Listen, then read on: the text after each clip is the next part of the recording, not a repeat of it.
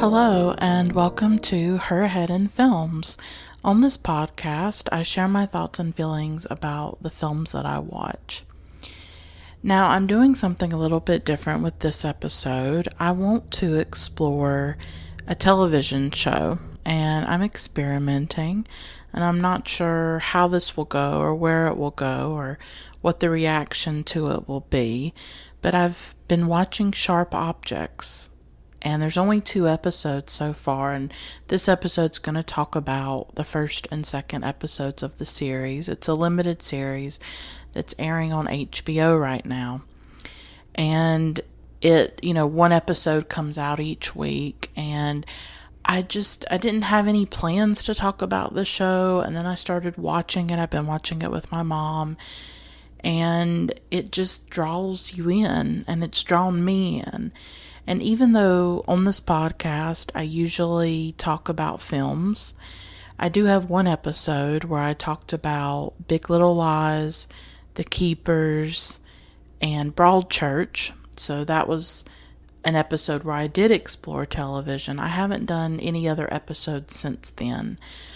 And this show just has so much in it and so much that I'd like to talk about that I realized that all I want to do is talk about it, but I don't have a forum to talk about it, and I don't have anybody to talk to about this television show, and so why not use the podcast as a platform to explore this show and to talk about why it is haunting me so much and why I find it so incredibly compelling.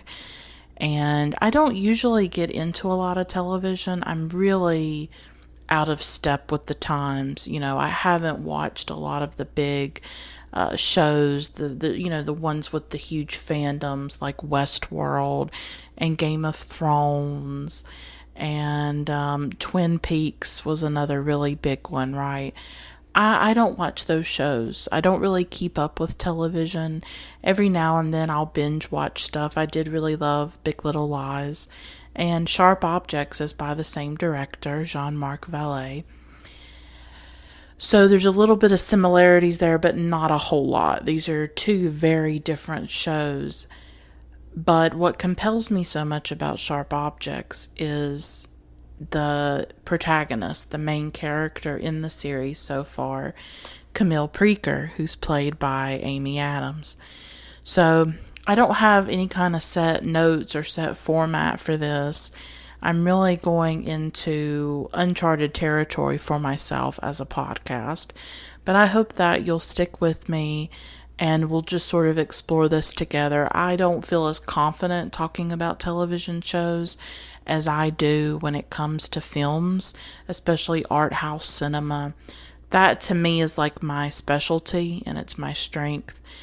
And I feel a little bit more insecure when I'm talking about television because it's much more in depth when you're watching a television show. A film might be an hour or 2, but over the course of a television show, you can watch 8, 10, however many hours. So there's a lot more plot, there's a lot more characters, there's just a lot more going on in a television show, which is why I think I've sort of stayed away from it. But I'm just feeling a lot of things about Sharp Objects. And any of you who are maybe listening to this episode and you haven't listened to the podcast before, I talk in a really personal way. And that's what Her Head in Films is about. It's about my personal experience with cinema, but I want to try to bring that intimacy and that personal dimension to my discussion of Sharp Objects as well. So as I said, our protagonist is Camille Preaker, and I will give away spoilers. This is sort of like, I don't know, it's sort of a fusion between like a recap episode and sort of a review and just an exploration for me of what makes the show so compelling and why I'm thinking about it and things like that. So Camille Preaker's our protagonist, and she is a journalist. She's a newspaper journalist reporter based in St. Louis. And her boss wants her to return to her hometown, Wind Gap, Missouri. And Camille is really, she's worried about it, and she's not totally wanting to go back because she obviously has a really complicated relationship with her family, with her mother in particular. When she was a child, her younger sister died, and that is something that continues to haunt her. And the reason that her boss wants her to go back to Wind Gap, Missouri is because one girl, a girl named Natalie Keene, has gone missing, and another girl named Ann Nash has been murdered. So in this little town in Missouri, two young girls have been murdered. I mean, obviously, Natalie Keene, her body is found later on in the episode. But we assume that she's dead, that these disappearances are probably linked together. And Sharp Objects follows in a long line of shows in the last few years that have been really concerned with crime and with mystery, and it's really become a big thing. The Serial podcast got people much more interested in true crime, and there's been a lot of true crime, and there's been a huge resurgence of interest in that. And so Sharp Objects, in a way, fits into that a bit. This is really a show about a crime, about the disappearance and the murders of these young women, and it's a mystery because we don't know who has killed these girls, and a lot of people have written about the complexity or I can't find the word, maybe the problematic aspect of our culture being so obsessed with dead white girls. That there is something about when we hear that a beautiful young woman has been killed, that we are immediately interested in that, and we are obsessed with dead white women. And we have this cultural obsession with it, and how problematic that can be. And I think it certainly can. I grapple with my own obsession with true crime, my own obsession with stories about crime and mystery. But for me, even though I grapple with it and I have sort of conflict with it, at the same time, I do feel like stories about crime, stories about violence against women, do serve an important purpose. And I do think that they can be important in telling the stories of women and in making visible the violence that happens against women. I don't know if every true crime show or every mystery show necessarily brings out the cultural aspect of it, or the sexism and the misogyny that is at the heart of the murder of women, because the overwhelming majority of the time when women are murdered, it's by men, and it's by men that they know, whether it's their boyfriends or their husbands, or just a random man that they rejected or that they didn't want to have sex with, or that they didn't want a relationship with. They often know the men that kill them, and that's what's so heartbreaking about it. And so I think when you tell those stories, you have to tell the story of domestic violence in the process, and you have to tell the story of the violence that women go through and that they experience in life. So this show, Sharp Objects, is about violence against women, obviously, but also the conflicts between women. And we see that this is really a show about a mother-daughter relationship, about Camille and her mother, Adora. And so Camille goes back to Wind Gap to cover this story about the disappearance and the murder of these girls. But really, it's about Camille going back into her past, trying to face her past. Her boss, in fact, is doing a lot of this to force her to face her past because she is recently out of a psychiatric hospital. At the end of the episode, we see that she has scars on her body, that she is someone who engages in cutting. Camille is so compelling to me because I am drawn to female characters who are haunted, who are wounded, who are unruly and messy and maybe out of control in some ways because Camille is very out of control. She wears all black, and I love how in this first episode she like basically has the same clothes on for days. I don't know if anybody else, noticed that, but I thought that was really interesting. Like she hasn't really bathed. She's just in these same clothes. She drinks vodka like it's water. So she's a cutter and she's also an alcoholic, She drinks vodka constantly. She's always drinking. She is just a woman on the edge, a woman who is very wounded and haunted. And that's something that I can relate to. I mean, I'm not a cutter. I've never cut myself. I'm not an alcoholic, but I struggle with mental illness the way Camille does. And I struggle with being haunted by the past. And I'm just someone who really struggles to live and to survive. And I see that in Camille. I see a woman who, on the outside, is sort of barely keeping it together. Amy Adams, no matter how much she tries to make herself ugly or whatever, Amy Adams is still always beautiful, right? Her hair is just like something out of a pre-Raphaelite painting in this show. I absolutely love her hair in this show. I can't describe to you. It's like perfectly, the waves are just so perfect and long and beautiful. So even when Amy Adams tries to be ugly, it just doesn't work. But she brings such a rawness and a vulnerability, but also a ferocity. I would never want to act like Camille is not very powerful because I think it takes a lot for her to go back to Wind Gap. I think it takes a tremendous amount of strength for her to go back there. And when she goes to see her mother for the first time, her mother lives in this huge sort of, I don't know if you'd call it a mansion, but it's a huge house. She obviously has money in this town where there's not a lot of money. This is a town that's, I think they say it's known for like slaughtering hogs and stuff. This is like working class rural America there in Missouri. And yet her mother has a lot of money, and her mother is very obsessed with appearances and the way things look. And as soon as Camille's there, she says something like the house isn't clean. It isn't, ready for visitors. And it's like, why would Camille care? And throughout the show, Adora, played by Patricia Clarkson, it's all about image. It's about the way things look.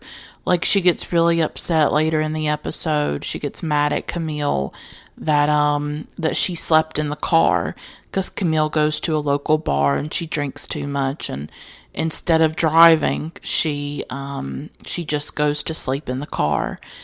And Adora is terrified that people have seen Camille do that and that it's just so low class, I guess, or it doesn't look good.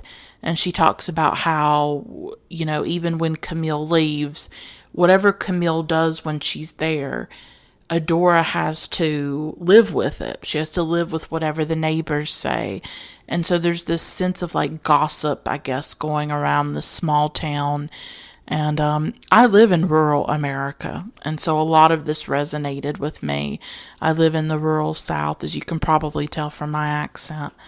And so I understood that as well. But we don't quite know why Adora and Camille have this relationship, but it seems to be connected to the death of Camille's younger sister when they were little.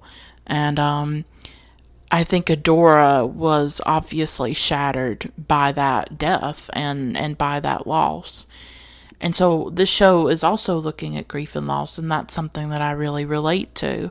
Because I lost my father in 2006 when I was 16 years old, and it was the most devastating experience of my life, and it exacerbated my depression, my anxiety, the mental illness that I already struggled with at that age, but it made it even worse.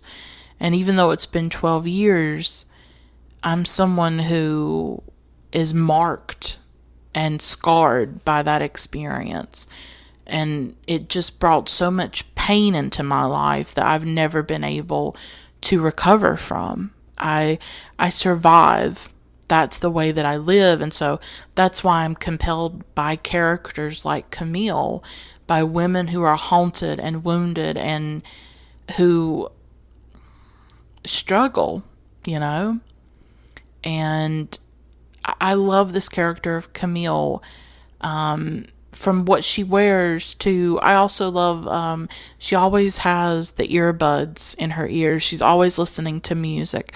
I liked the music in the first episode and the second episode. And if you go on Spotify and put in Sharp Objects, you can definitely find a playlist of the music. There's Led Zeppelin, there's Sylvan Esso, which I really like. There's a lot of really good music because I'm sort of the same way. I'm always listening to music, and I like the way that was woven into the series. I mean, I think sometimes it can be overdone. At least it was in Big Little Lies. As much as I loved Big Little Lies, and in my episode about it, I just rave about it because I just thought it was an exceptional show. And I'm curious to see how season 2 will go, and maybe if these television episodes that I'm doing about Sharp Objects, if I feel like I'm doing a decent job at them and if they get a good response from those of you who listen, then maybe I could do something similar with Big Little Lies once that season airs. But at times, as much as I loved Big Little Lies, the music was just constant. It almost, to me, the show at times turned into a music video, and that's when I felt like there was too much music. So far with Sharp Objects, I don't feel like the music has been overwhelming. Like, I still think it's pretty believable because they'll show Camille laying in her bathtub listening to music, or in her car listening to music. And for me, that's much more believable, that she would listen to music at those times. So there's just something very real and fleshed out about Camille as a character for me. And obviously that's a product of Amy Adams and what she's able to do. She's someone who's been nominated for Oscars multiple times. She hasn't won yet. I'm not someone who puts a lot of weight on the Oscars. I think there was a time in the past when it did kind of indicate quality. If you look back on some of the Oscar winners, the films that won, even like the foreign language films, for instance, you will see a lot of classics that won. And I do think that it was able to maybe capture that. But I would say in the 21st century, I don't think so. I really don't think that the films that win for Best Picture or the people that win for Best Actress or Actor, I really don't think it is an indication of greatness, personally. And in the last few years, I have really turned away from the Oscars. I used to love watching it when I was younger, but as my taste in film has changed and expanded, I'm just not interested in those things. I'm really not. I'm not interested in the people who win it or the films that get focused on, personally, and I don't really pay a lot of attention to it. So it's just been a gradual sort of divorce from the Oscars. So I don't put a lot of weight on it. I'm not saying it's not important. It's definitely important. It leads to a lot of opportunities for the people who do win, and I absolutely support, the Oscars So White hashtag that's trying to diversify the nominees and the winners. I totally agree with that. But for me personally, it's not something that I want to put a lot of my time and energy into. But hey, if Amy Adams wins one day, I'm totally okay with that. I think she's a really fascinating actress. And I've loved her in so many things, from her very early film like Junebug, something like Junebug, which I really enjoy, to, something like Julie and Julia that she did with Meryl Streep, or Doubt, which she also did with Meryl Streep and Philip Seymour Hoffman. And then and now what she's doing with Sharp Objects. I think in the last few years, I think she's made some really smart decisions with her career and the kinds of roles that she's taken, but I don't think that we have seen her the way we're seeing her in Sharp Objects. To me, this role could really signal a different direction in her career. Like, I mean, she already had a great career where she was working with really important directors and stuff, but I think with Sharp Objects, she is really showing what she's capable of, and she brings such a rawness and an authenticity to the character of Camille and makes her very real to us. Something else that I wanted to talk about with the show, and as you might notice, I'm not going into a lot of plot points. That's, to me, this show is not as much about the plot. It doesn't unfold the way your traditional crime series does. It's much more elliptical. It's much more abstract at times. I was thinking about that today after I watched the second episode. And I'll talk about that second episode in a moment. Like, it's not like we have a bunch of like suspects, we're not really getting much of a procedural with this so far. We do see some of the investigators, and Camille, obviously, as she's trying to report her story, she talks to the different investigators who are looking into the case. One is played by Chris Messina, who I really love personally. Me and my mom just sort of drool over him. I think he's so cute. And it's really interesting to note that Amy Adams actually did a film with him. She did Julie and Julia with Chris Messina. They played a couple, right? As some of you may remember. And so it's cool to see them back together for Sharp Objects. I think he's a really good actor, and I just think he's very attractive.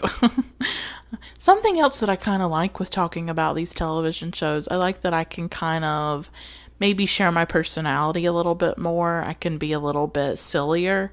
When I'm talking about the art house cinema and I'm talking about an Ingmar Bergman film or something like that, I don't always know if my personality can come out quite as much. But I have a crush on Chris Messina, so I'm glad I could talk about that in an episode.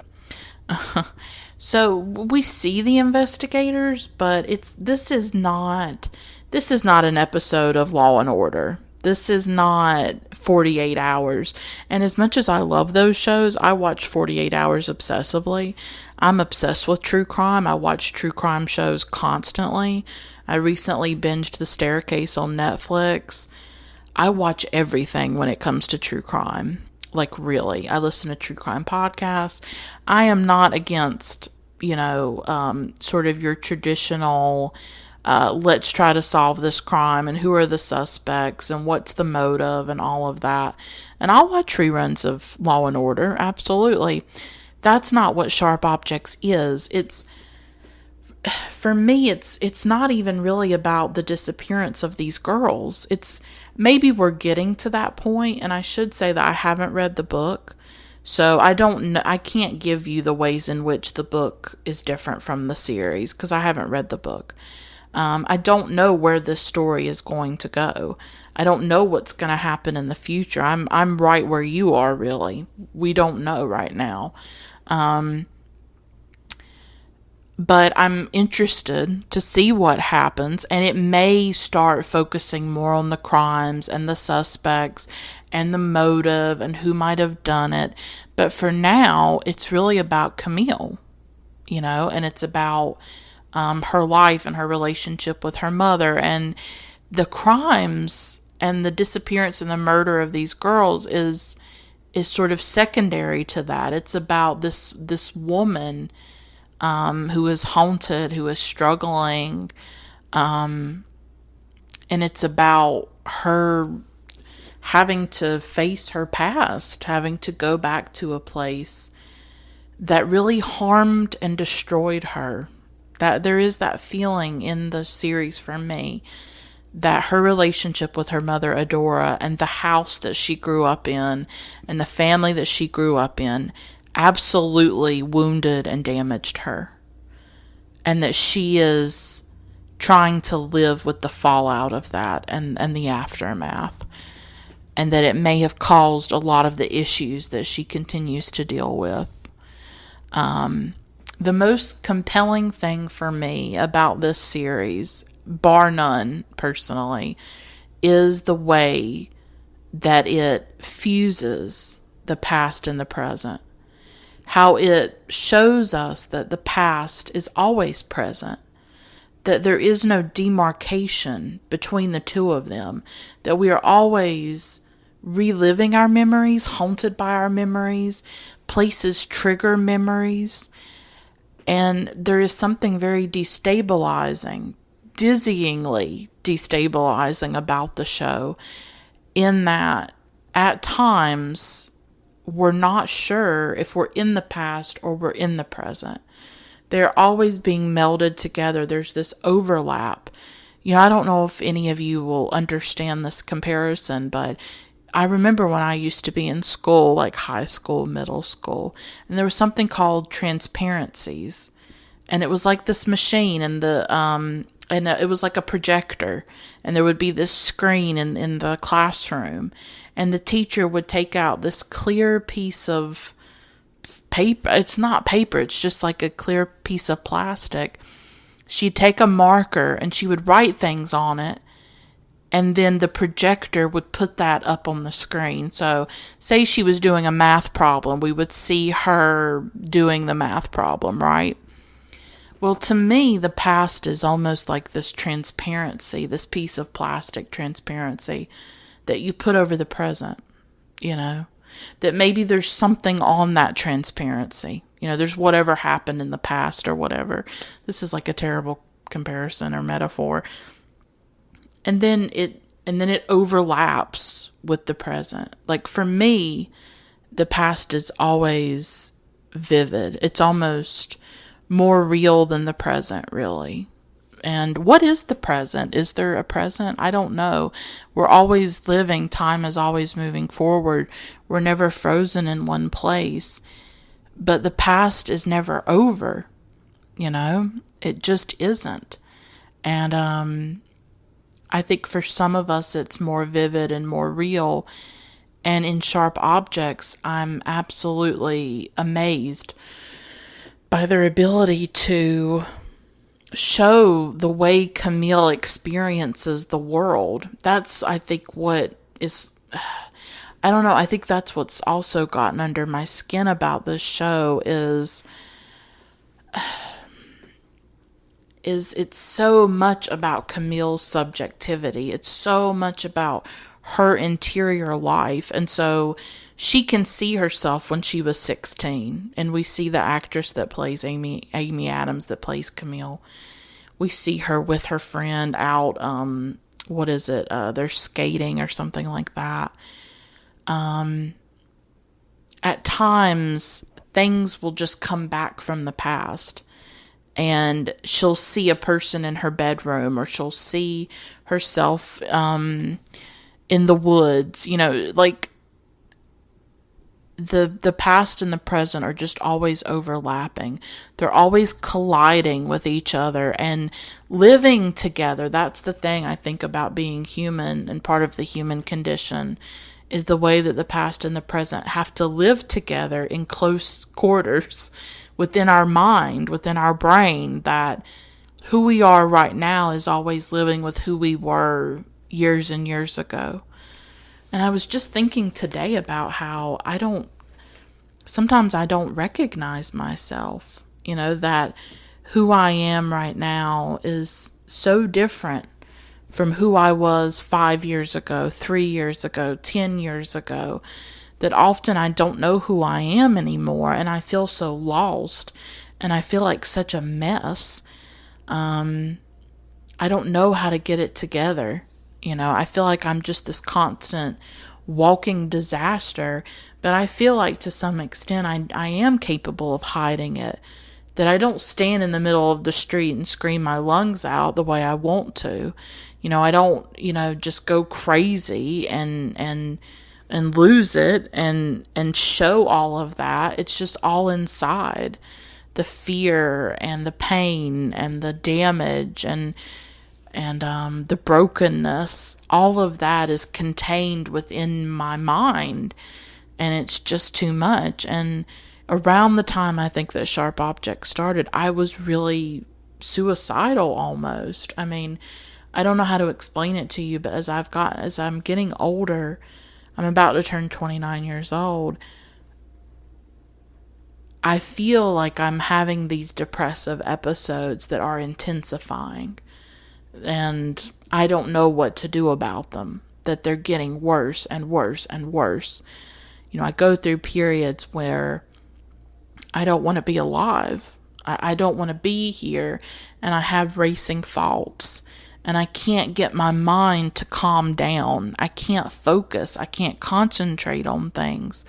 There's just so much that's going on within my head, and these feelings of self-hatred and worthlessness and just feeling like I'm nothing, that I have no value as a person, that the world would be better without me, that I'm just a burden to others, that I have nothing to offer and nothing to contribute.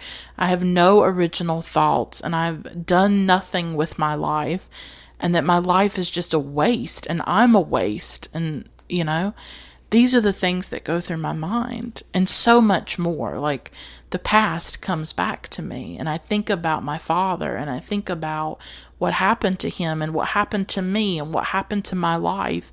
I think about everything I've lost, everything that's irretrievable. I think about everything that has wounded and scarred and devastated me.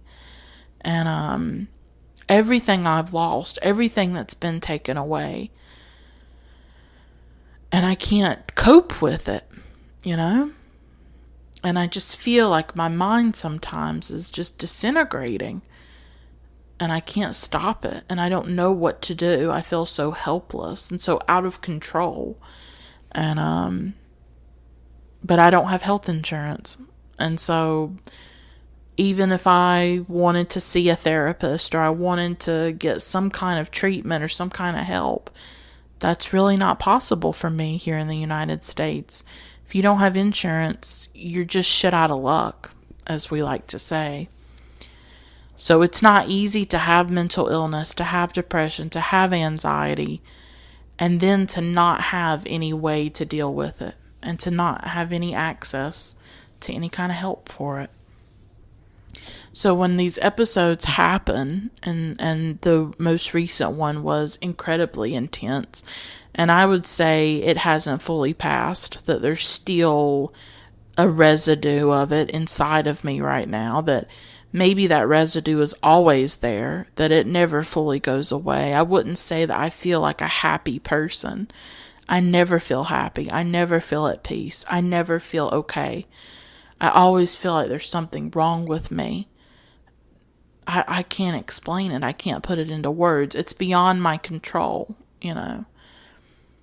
That's why I get so frustrated with the way we talk about mental illness and depression, and maybe Sharp Objects is even more important because of that, is that maybe we need more representations of it for people, that people need to see, like, this is what it does to you. This is what it does to a woman.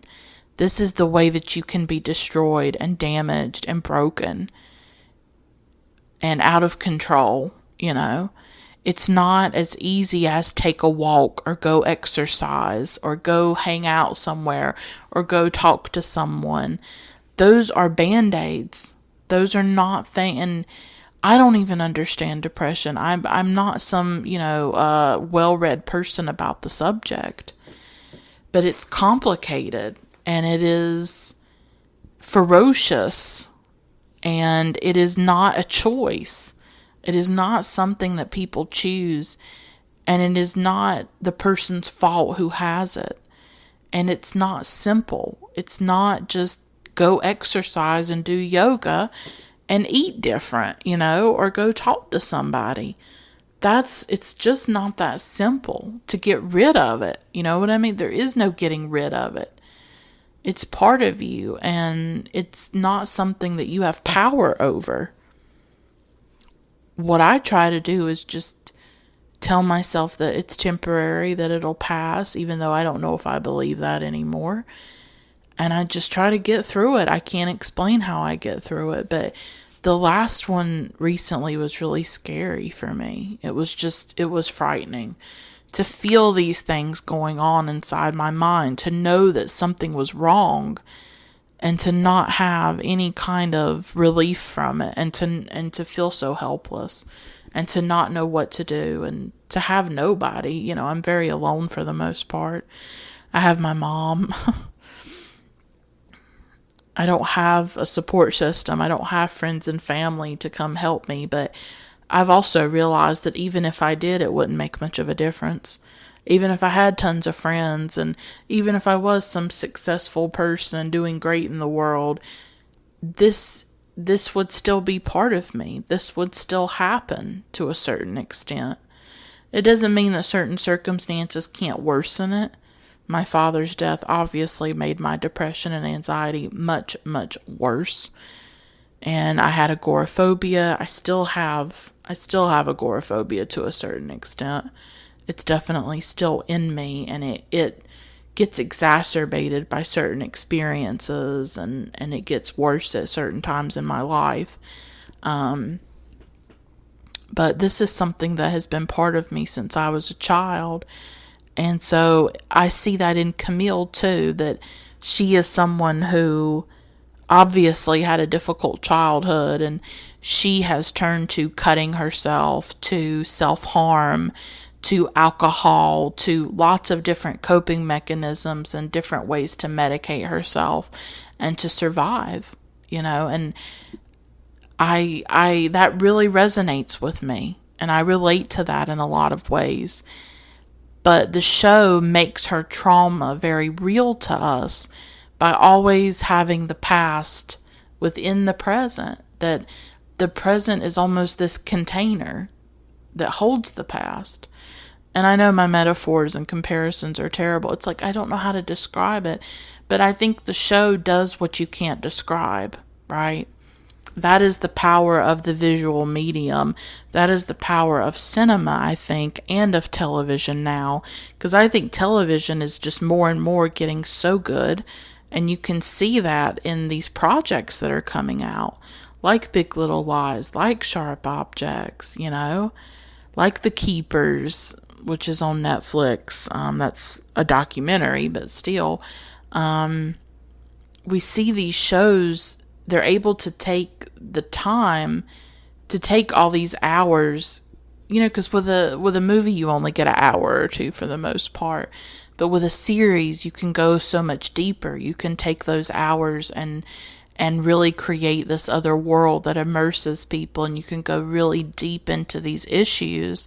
And that's what the show does for me, is that it absolutely shows some of the root of Camille's pain.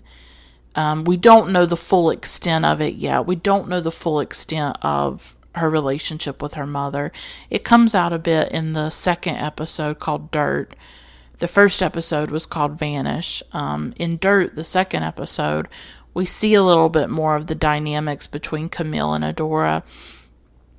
We see again how Adora is so obsessed with images and the way things look, and we see her disappointment in Camille, because she says that at one time that she wasn't able to help Camille, and she's obviously ashamed of her to some extent.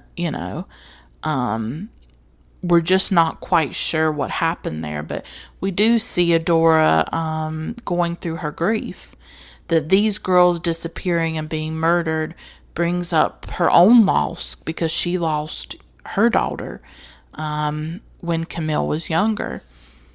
And so we see that. We see Adora, I think at one time she's in the old bedroom of the daughter, and she's like holding something and crying. So we see the damage that grief has done, that loss has done to this family, and the impact that it obviously had on the relationship between Adora and Camille. This whole second episode is really about grief and what it can do to people. The the main focus of the second episode is the funeral for Natalie Keene. And so Camille goes to the funeral and she's watching people. And again, with this second episode, we really don't have that many suspects. We're really not sure who could have done it. There's gossip around town about different people, but again, I think the show sort of subverts this idea of what a crime show or a mystery show should be, that it's supposed to be about solving the mystery. It's supposed to be about finding out who committed these crimes.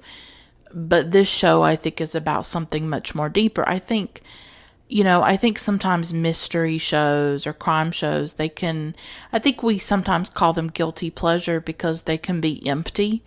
It can just be about the suspense. It can just be about finding out who committed the crime. And then you're done with it and you forget it, I think what's meatier about the show and more meaningful about it is that it's really about Camille and her ghosts and the things that haunt her and the things that she's been through.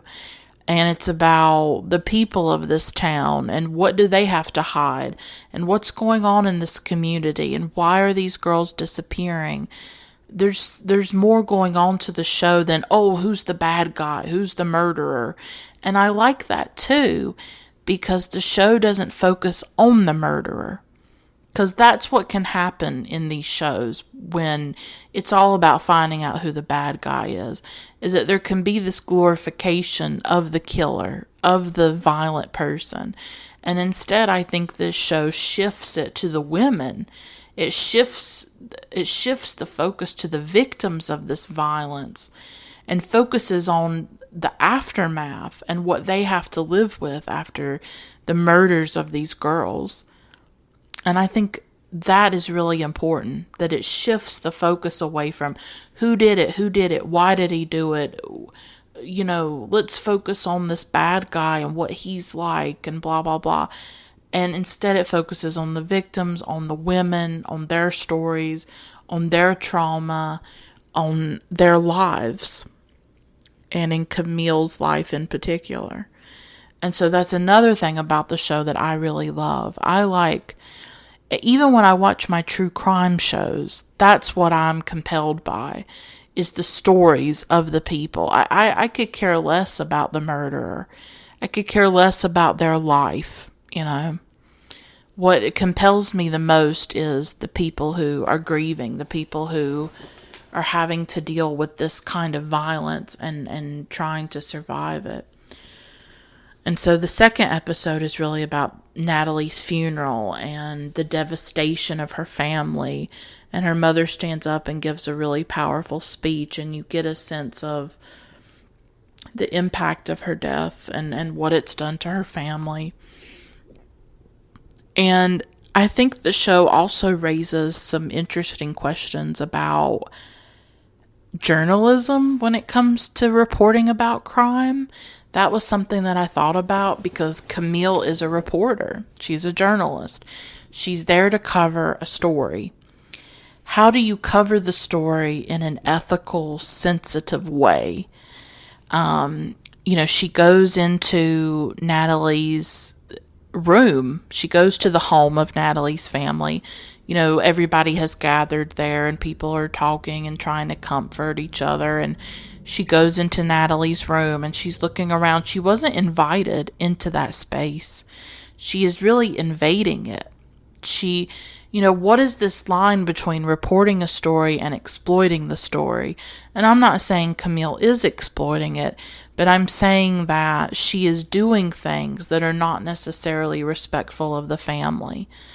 And I found myself thinking about that, of the ethics, or maybe not the ethics, but just the optics, I guess, of Camille sitting there in the funeral. And instead of just sitting there and observing, she's taking notes. And Adora, hates it.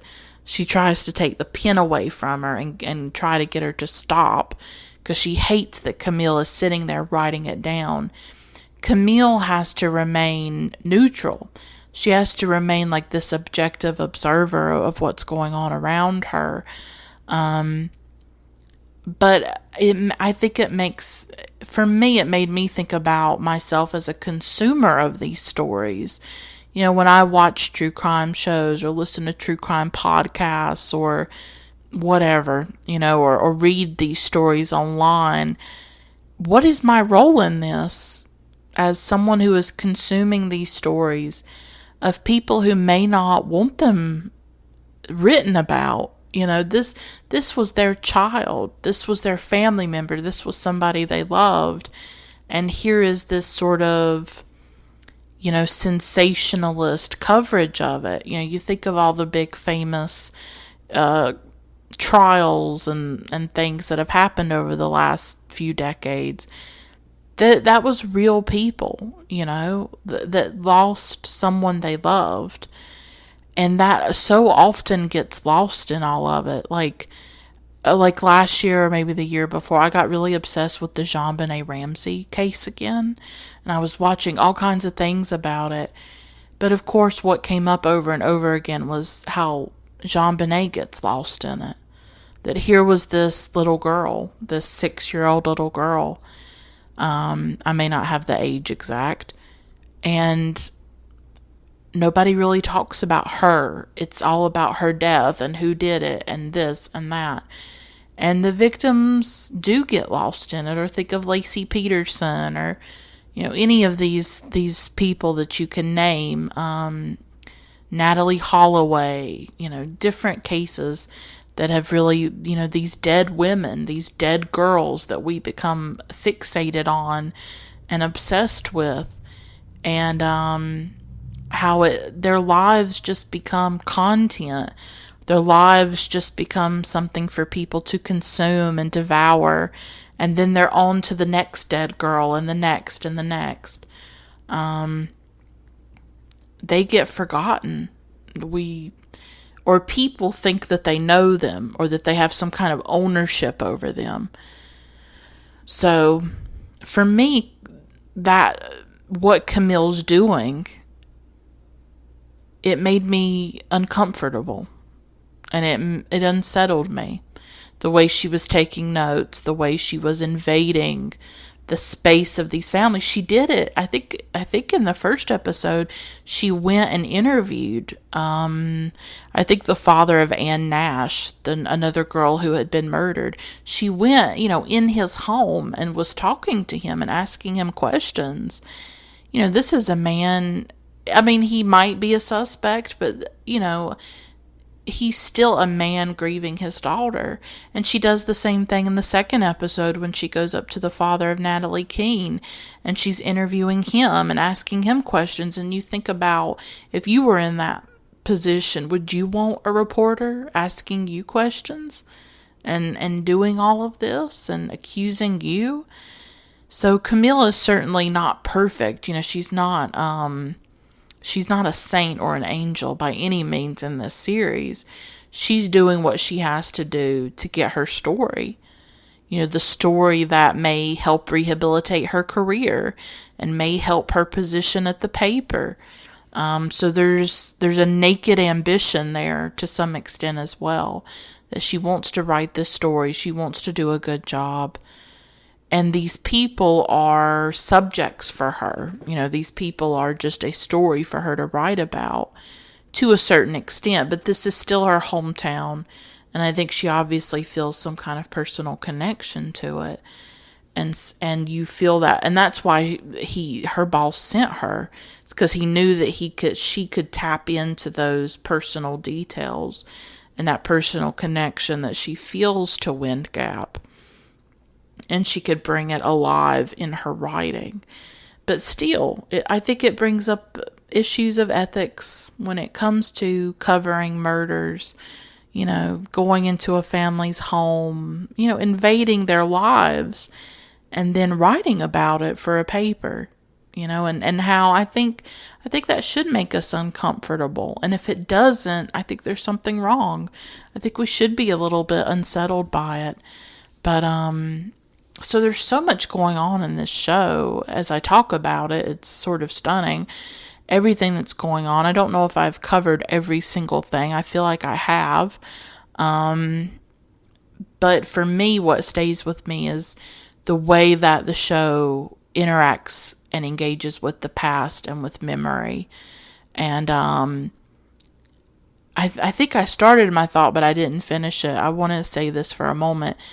There are things that cinema and television can do that other art forms cannot do. And I think memory and the past can be a really difficult thing because it's so visual. I think that when we think about the past, it's in these flashbacks. It's in these flashing images that come into our minds. If you go to a place and you remember being there when you were younger and you see that in your mind, that can be difficult to write. That can be difficult to put into words. But because of the visual medium of television and film, they can engage with flashbacks in a very different way and in a very compelling and resonant and vivid way. And that's what the show does, is that there are constant flashbacks. There is this constant presence of the past, that it's always very real and tangible for Camille. And especially in Wind Gap, when she's in her childhood bedroom, or she's in the home where she grew up, she's in the home where she lived with her sister, Marion, the one that died. And so she can see it all so clearly in her mind. And that's what the series does, is it takes you into her mind, into her memories, into her past, into all these things that created such a rupture and such pain for her, and it explains a lot of, I think, what she's doing. The cutting of herself, the drinking, all of these things. And so the show does that through the flashbacks. And then, of course, we as an audience are left to wonder, well, are these puzzle pieces? Are we supposed to put these flashbacks together and create some kind of narrative or story with them? So there's a fragmented quality to the show as well. But the flashbacks are the most central thing for me, because my own life mimics that. My own life mimics sort of these constant flashbacks of memory. I was just thinking the other day about my cat who died in 2016.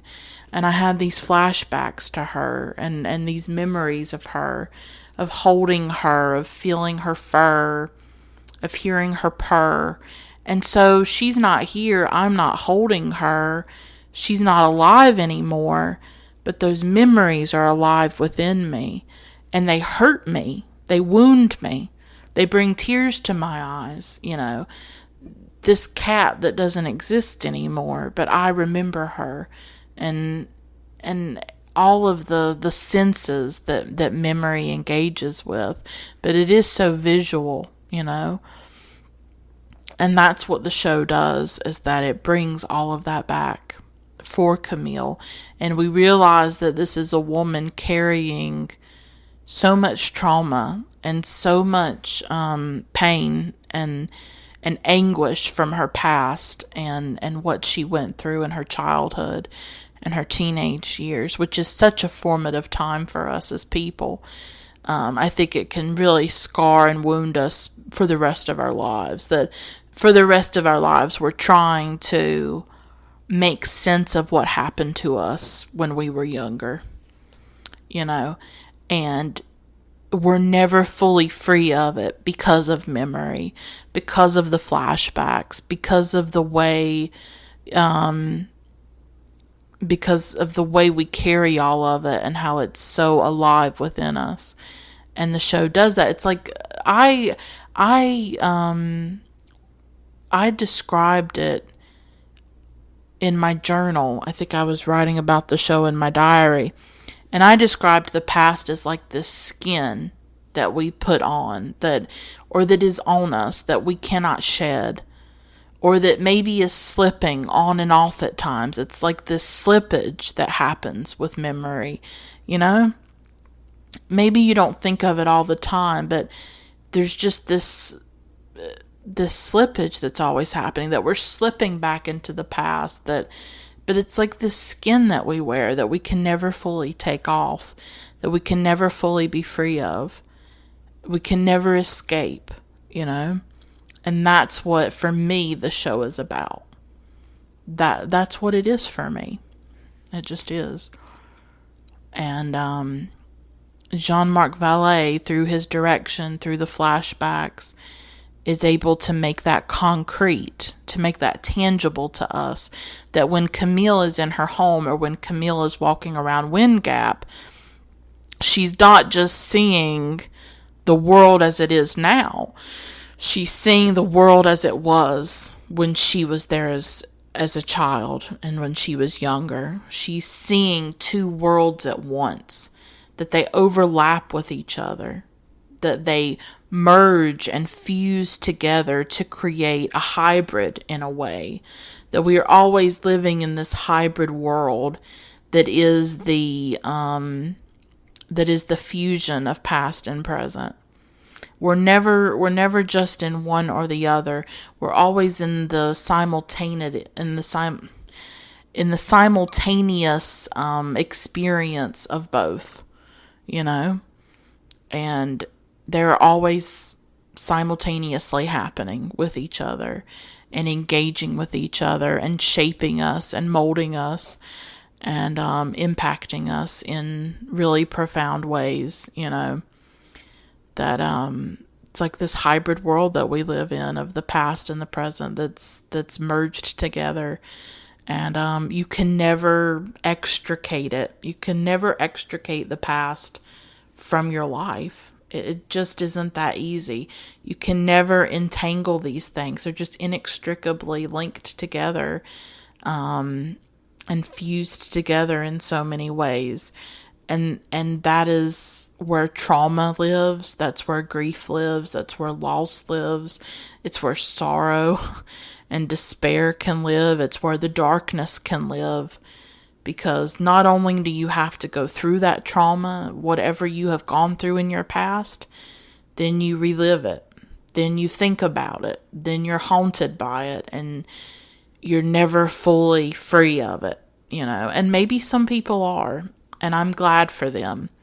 But I am not. And Camille is not. And a lot of the characters in this series are not. That the past is always... it's just always clawing at them. That's what the past is doing. It's clawing at them and at times eating them alive, you know. It would just like you're just sinking into it, drowning in it, right? And that's, I think, what this show is exploring to a certain extent. And I just have not been able to stop thinking about it. And I've been telling everybody to watch it, especially online, on my different social media channels. You know, watch this show. I think it's doing something special and extraordinary and like haunting. And like I can't get it out of my system right now. Like I really think about the show a lot. And I think about Amy Adams' performance and all of it. So... it's extraordinary. So I hope that you liked this episode and that you found some kind of value in it and me talking about the show. And I'll definitely try to do, you know, some future recap episodes for you, because I don't think I'm going to be able to stop thinking about this show for a long time. So thanks so much for listening to this television edition of Her Head in Films. Bye for now.